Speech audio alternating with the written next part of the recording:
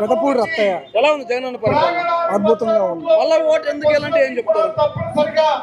జగన్ ప్రజలందరూ పక్షాన పాలన చేశాడు కాబట్టి మరలా ఓటేస్తారు.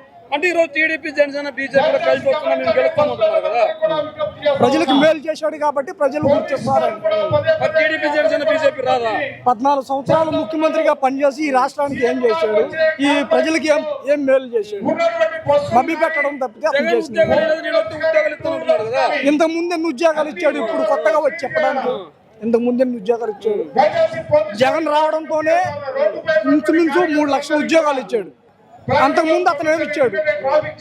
అంటే ఈరోజు టీడీపీ జనసేన బీజేపీ నమ్మే పరిస్థితి లేదంటారా? మరి అద్భుతమైన పాలన ఓ పక్కన ఉండగా 14 సంవత్సరాలు పరిపాలన చేసి ప్రజలకు ఉపయోగపడిన పాలన ఎవరికి కావాలి? తిరుమల ఈరోజు పక్కన లేదు, తిరుమలనే జగన్ అన్న ఓడిస్తున్నారు కదా. షర్మిల మాట అనేది ఎంతమంది ఉన్నారు? షర్మిల మాట అనేది ఎందుకు వినాలి? ఎవరున్నారు? పాలన ముఖ్యంగా ఏంటంటే ఈ రాష్ట్ర ప్రజలకి మంచి పాలన, సుపరిపాలన అందిస్తున్నాడు కాబట్టి ప్రజలంతా జగన్ పక్షమే. జగన్ మళ్ళీ గెలుస్తారు. 100%